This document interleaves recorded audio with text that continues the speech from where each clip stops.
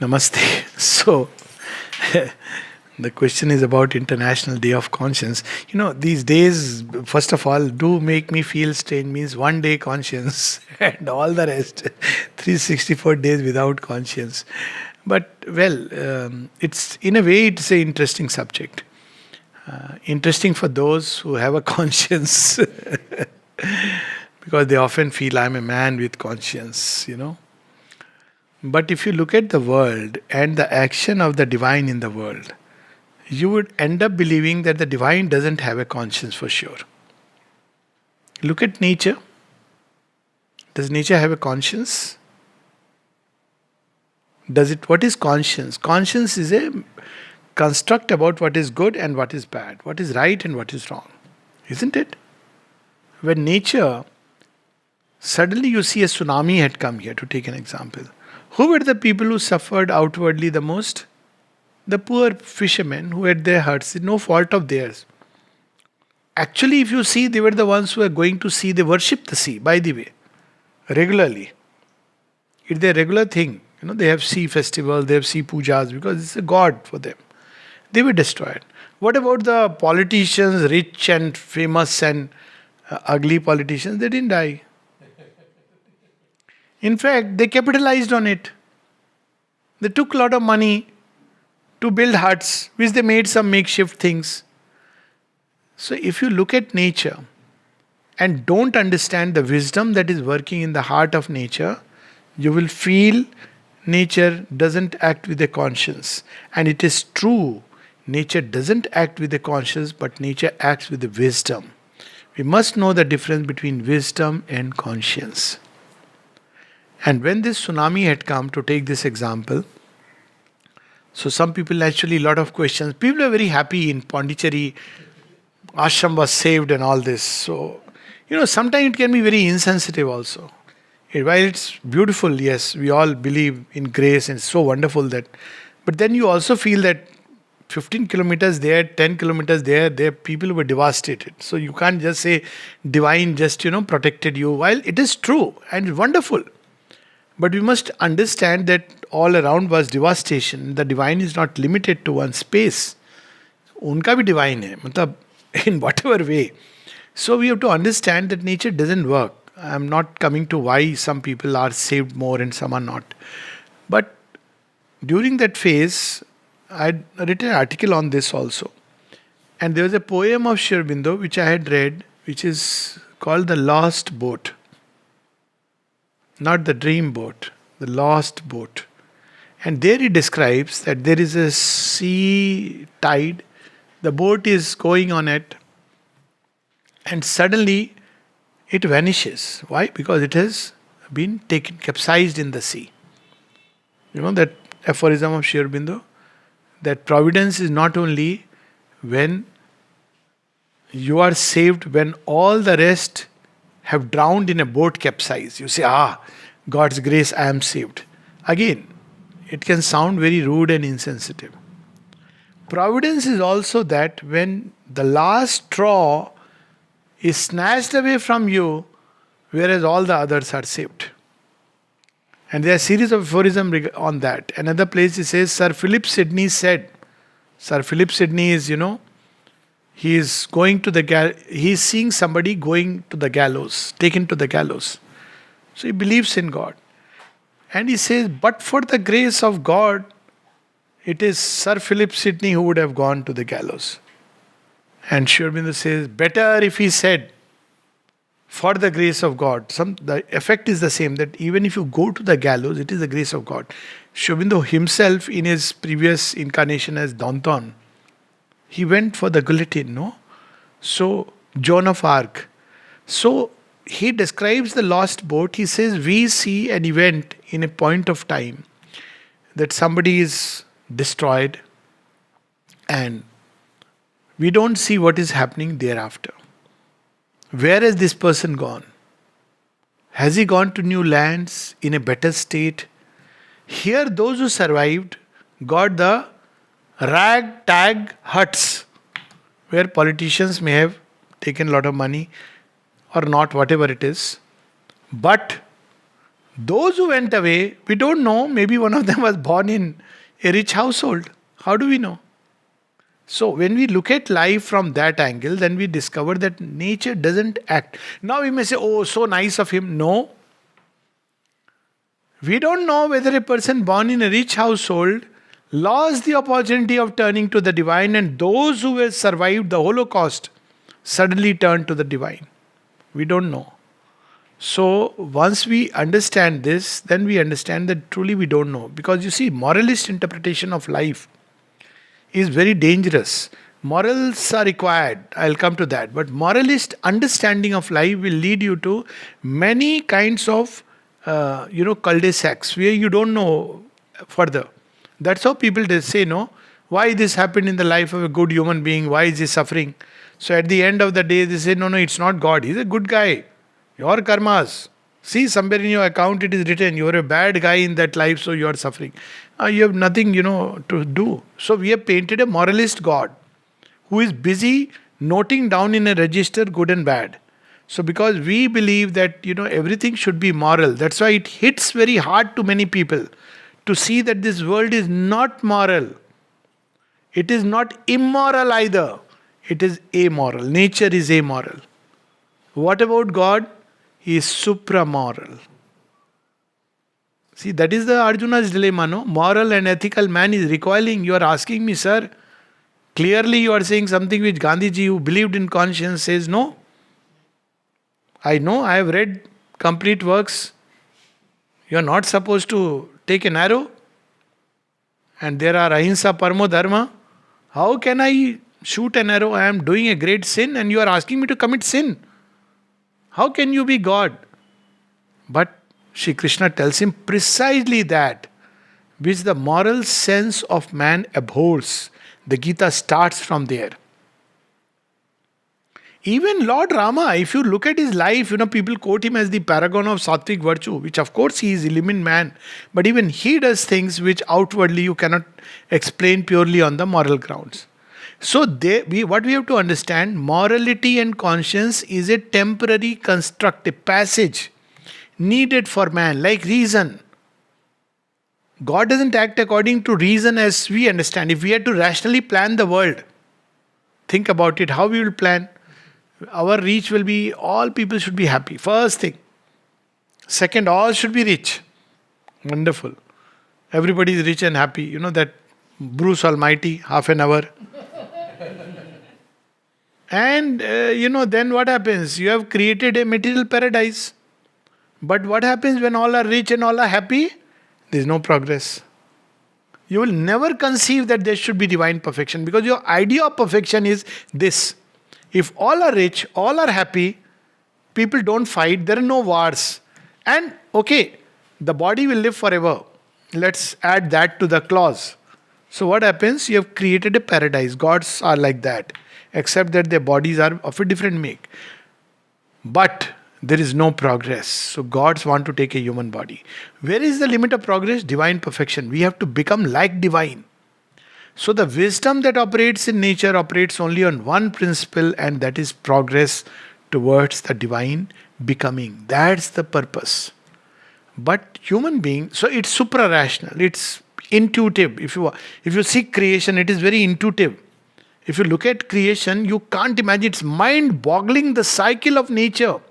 The rhythms, the interconnectedness of species, the way they've evolved, as Sri Aurobindo puts it, casual footfalls, and you have wonderful flowers that arise. Even if a painter wants to paint with the mind, including the computer, number of colors, you can't imagine the way the colors are blended in nature. It's just unimaginable. And think about it, it happens casually, as if somebody just prayed. It's not with reason. Sri Aurobindo says in Savitri, it's not with reason that this world was built, nor even by chance. This world was not built with random bricks of chance.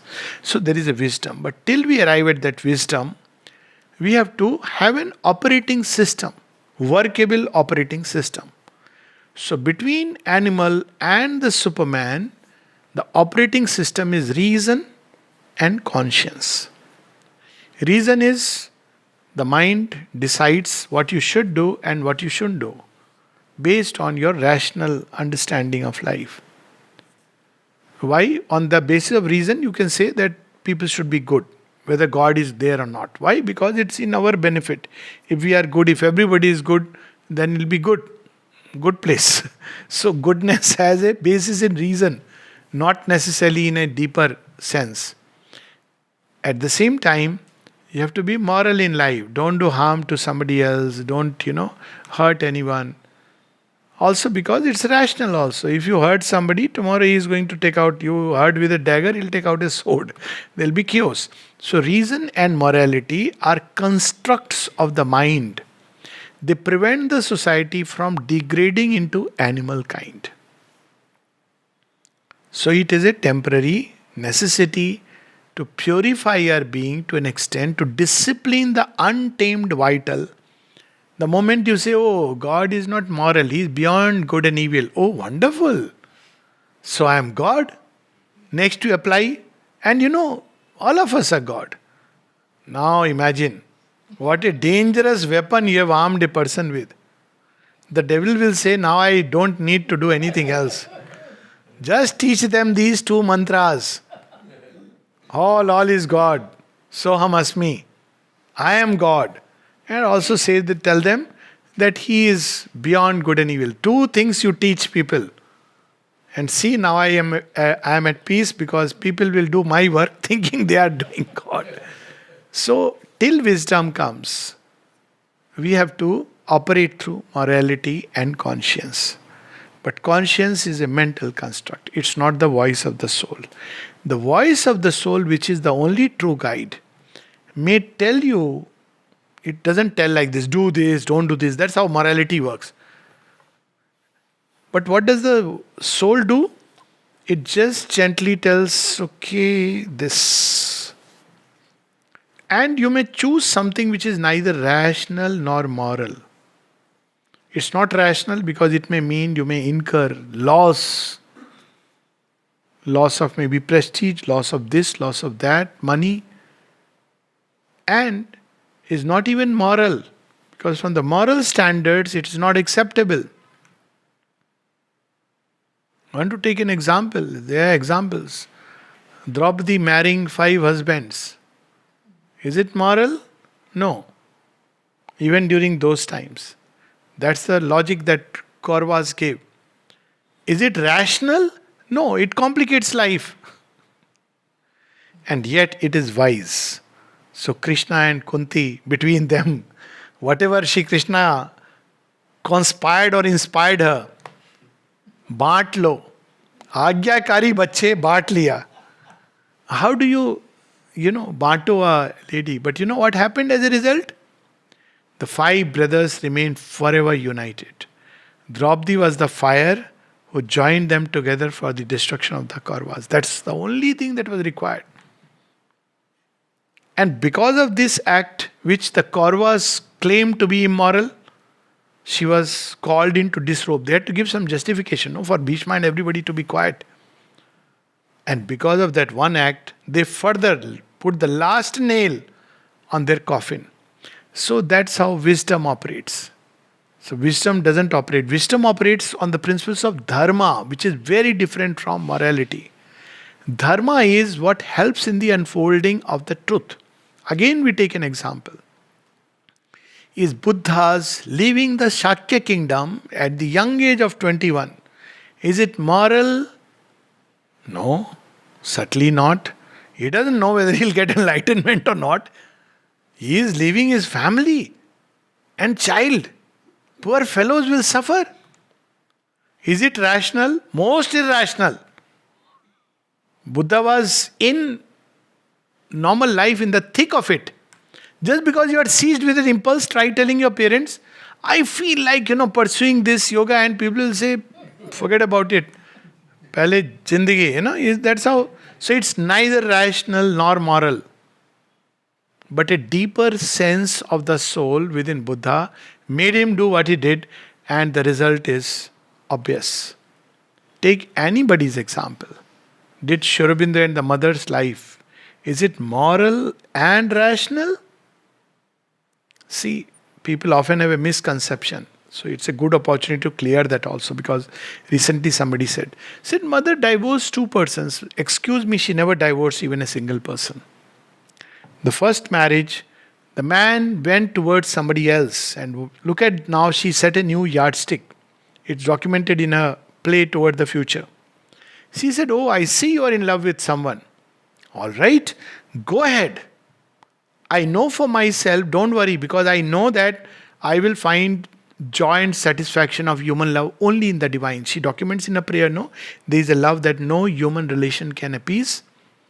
And then she blesses them, says, but my one request, puts their hand one into another and says, don't let it be animal. Let it be something more human and glorious. First marriage. Second marriage, consciously to convert the Asura. He'll create chaos in the world. Let him be by my side. Let me convert him. If he gets converted, all others who feed by him will get converted. This is the work she had undertaken. Conversion of the Asura. The more deadliest of Asuras. Falsehood means whatever he is projecting is not that. That's how it is, falsehood. There also, she did not leave him. He left her and sent in the papers much later, because whatever remarriage and all that had to be done. So this to clarify. So if you look at her ways, was it moral? Moral person should have said no. Moral, neither legal nor rational. Imagine a lady from France, just look at it like that, comes all the way to India, going through Japan, and comes in 1920. We are talking about 24th April. Is it rational to come and stay here forever? The rational thing is, go back, nice place, you have met, it's okay, you do. He is your Lord, everything. But look at the leap she has taken. It is neither rational nor moral. But her heart knew he is the one. That's the end of the story. So the real standpoint is the wisdom that speaks in the heart. And it doesn't take, I don't believe that you cannot know what is in your heart. It is just impossible. It is the moral notion which actually prevent us from knowing. And prevent from offering. Why? Because, no, how can it be so in my heart? No. I can't be so bad. But if you go deep inside your heart, you will see who is there at the center. Of course, those who have the divine, there is no problem. But I am saying even humanly, deep inside, you will see that your heart, there is something which is there. And follow its voice, listen to its dictates. It is the divinity within us. It requires tremendous courage, tremendous courage. The heart will never say lie, and the heart will never tell you, oh, go enjoy life. It will never tell you that. I can tell you that is the vital passions. It will never mislead us saying, oh, such a beautiful person, run after. No, it will never tell you that. The heart will take you through the experiences which will purify you. That's all. And prepare you for the divine. Heart never misleads. The vital that misleads, that comes as a covering, puts a veil, and you think, oh, this is my heart. That's not your heart. It's the vital driven thing. And so when the veil is, when it collapses, then you say, what happened to my heart? You never consulted your heart. So heart never lies. Deep inside the heart, there is truth. The original script of the divine, the experiences you have to undergo, the path, the journey. It is, as Sri Aurobindo says, the master clue, the key to all the cryptic shows in space. All the different phenomena. If you go here, you will see, understand everything about your life with clarity. Everything that seemed like a mistake, an error, or good, you'll see with clarity what is there behind it. And therefore, it becomes so much easier to progress further. Because it'll show us what is really needed. So that's how the heart operates. Conscience is a temporary mental construct. Morality is also a collective construct. Necessary when we are in thick of ignorance, when the vital nature is very active, when the animal in us is just ready to eat with its hunger, everything. Be moral. Be conscientious, but know that it is not divine. Seek the greater good, seek the greater truth, seek the wisdom that speaks to the heart when the mind falls quiet.